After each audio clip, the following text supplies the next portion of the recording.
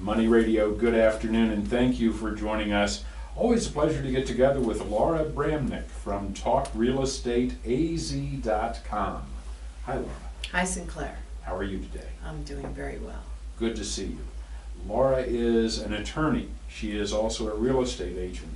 She's also a consumer advocate. She can help put together a concrete plan for residential or commercial or land transactions. Laura holds an active Arizona real estate license. She's a certified instructor with the Arizona Department of Real Estate, and she is an attorney. Yes, I am. With the State Bar of Arizona. With the State Bar of Arizona. Specializing in real estate. There's a lot to talk about when it comes to real estate and making sure that you're on the right side of the law there. Yes.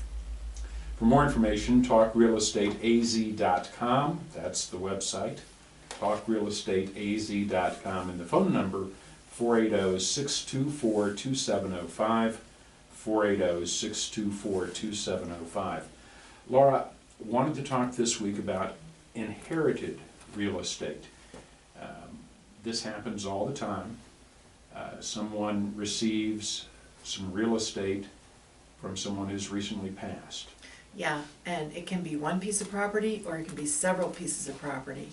And when you have several pieces of property, they may not all be of the same type. They may be a combination of land, commercial, residential, and they may also be in different areas of the state.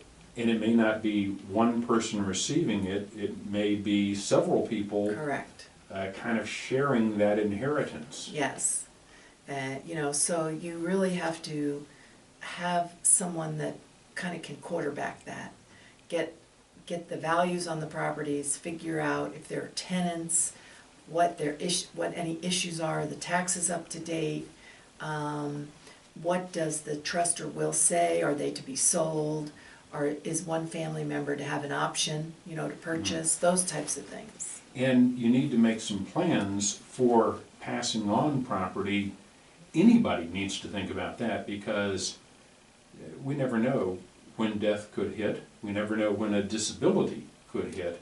So the paperwork for an orderly transfer should be in place from the very beginning. Yes, because when you have property and you have a sudden death or sudden disability, there can be a problem. I mean, that can really create a lot of chaos. And if you don't have that in place, it's very easy to just lose the property altogether. Yes. You may have to get a court order to get certain things done. If you don't leave instructions, or if you don't leave money to pay the maintenance or the mortgage on those properties, the lenders are not going to be very patient. One of the first things I think you would have to deal with is who's going to pay the mortgage. Somebody passes away, a lot of properties have mortgages on them. Can the people inheriting the property, the beneficiaries, go ahead and pay the mortgage? Yeah, but that's a big problem that I see, is that a property is inherited and there's no instructions about who pays the mortgage from the time of death till the time the title is transferred. And it's especially a problem if the property is going to be sold, because maybe the estate doesn't have money to pay the mortgage. Maybe it's not liquid. Maybe the beneficiaries don't have the money to pay the mortgage. So it's a big problem where you have to sell a property and you're not paying the mortgage and you're at risk of it foreclosing before it's actually sold, which is a problem.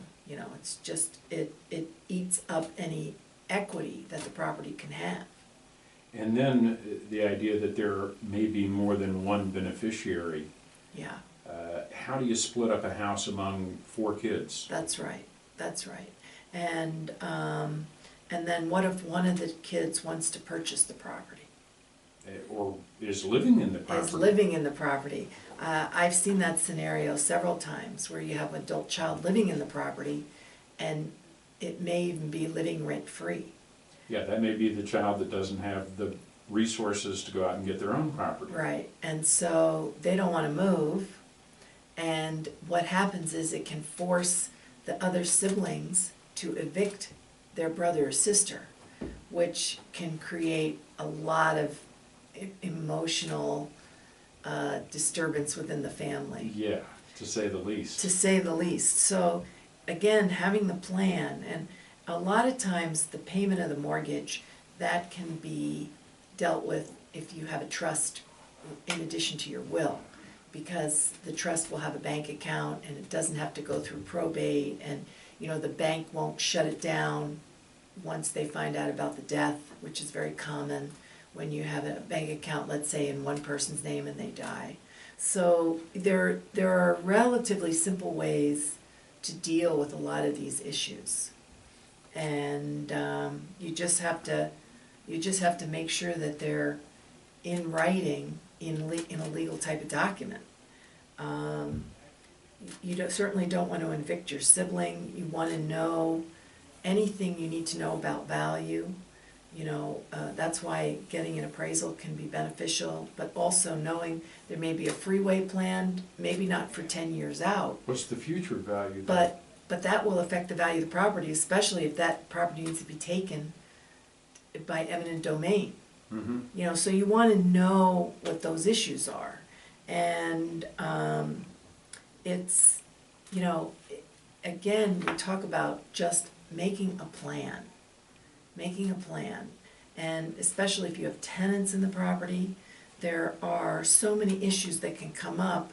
People think, well, that person died, so the tenants have to leave. Well, that's not how it works. Or some tenants may think they don't have to pay rent. Exactly. Some tenants think they don't have to pay rent, is correct. And sometimes the beneficiaries may not know who is responsible for collecting rents. Yes. And so there can be a lot of chaos Yeah. that can be avoided, for the most part, when we have a plan and when we anticipate what can happen.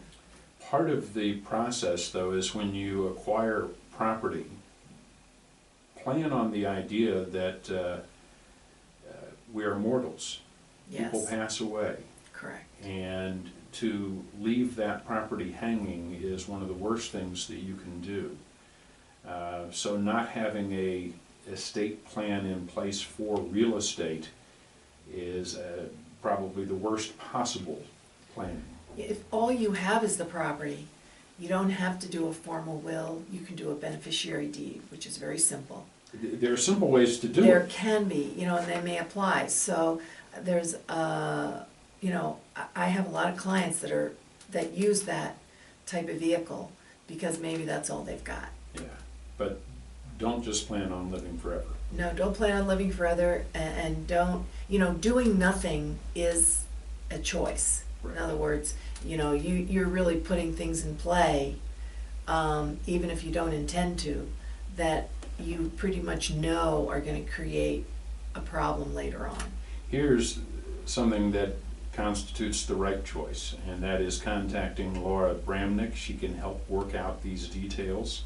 Laura Bramnick at talkrealestateaz.com, talkrealestateaz.com, or call 480-624-2705. Laura answers your phone. 480-624-2705, 480-624-2705. Laura, thank you so much. Thanks, Sinclair.